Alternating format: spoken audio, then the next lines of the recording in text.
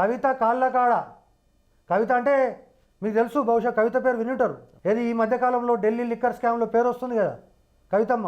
ఆ కవిత అదే వాచ్ కవితమ్మ అంటే చాలామంది గుర్తుపడతారు. ఆ కవితమ్మ కాళ్ళకాడ కూర్చున్నాడు ఒక ఐఏఎస్.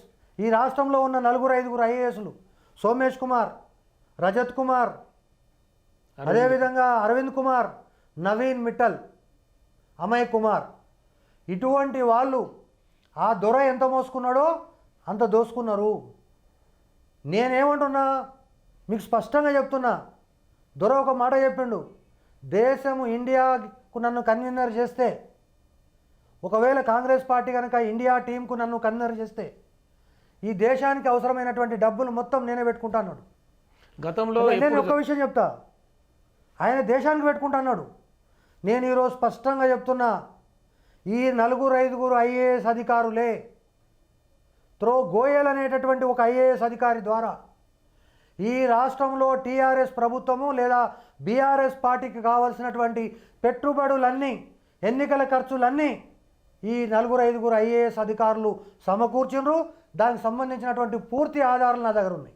ఉమ్మడి రాష్ట్రంలో చాలామంది ఉద్యోగులు ఎప్పుడు రాజకీయం వైపు చూడలేదు.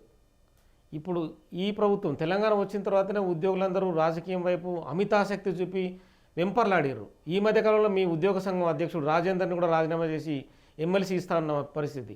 ఎందుకు ఈ రకమైన వాటికి ఉద్యోగులు ఎందుకు వెంపర్లాడుతున్నారు? డబ్బు సరిపోకనా, లేకుంటే ఇంకా అత్యధికంగా కోట్లు సంపాదించాలనే? ఇప్పుడు నేనేమంటున్నా అంటే, ఇంతకుముందు రాజకీయాలు అనేటటువంటి విలువలకు, నైతిక విలువలకు ఉండేది. ఎప్పుడైతే దశాబ్దాలు గడుస్తున్న కొద్దీ నెహ్రూ లాంటి వాళ్ళు, పటేల్ లాంటి వాళ్ళు పోయి రౌడీలు, గుండాలు రాజ్యం వెళ్తున్నారు అనేటటువంటి పాటకు అడిగొచ్చినాం.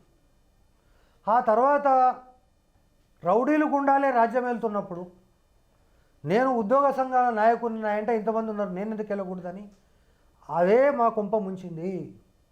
ఎవడో ఒకడు మంత్రి కావడానికి 4 లక్షల మంది ఉద్యోగులు బలిపశువులైనరు. ఎవడో ఒకడు ఎమ్మెల్సీ కావడానికి 4 లక్షల మంది ఉద్యోగులు బలిపశువులైనరు. ఆ ఎమ్మెల్సీ ఇస్తున్ననే సందర్భం చూసినాము తప్ప, ఇప్పుడు ఏదో దళిత బంధు చూసి ఎట్లయితే ప్రజలు మోసపోయినరు, అదే పరిస్థితి ఉద్యోగులది. అయ్యో మనోడే మంత్రి అయితే, ఇక మనోడే వడ్డించేటోడైతే ఇక మనకేంటి అనుకున్నాము. కానీ 27వ తారీఖు, 28వ తారీఖు జీవితాలు తీసుకునేటటువంటి పరిస్థితి వచ్చింది.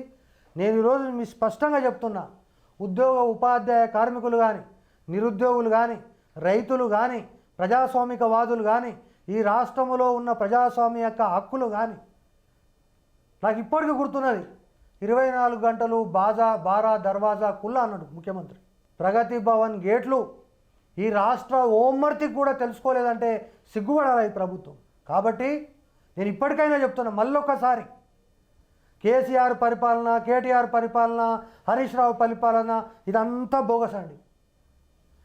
2014 జూన్ 2న పూలందేవి లాంటి బందిపోట్లకు తెలంగాణను అప్పచెప్పి, ఒకవేళ ఈరోజు రేవంత్ రెడ్డికి అప్పచెప్పినా ఇంతటి విధ్వంసం తెలంగాణలో ఉండేది కాదు, ఇంతటి దోపిడీ తెలంగాణకు ఉండేది కాదు. కాబట్టి ఆ కుటుంబం గురించి, బీఆర్ఎస్ పార్టీ గురించి నిన్న మొన్న కలలు అంటున్నాను, మళ్ళీ జాతీయ పార్టీ పెడతానని.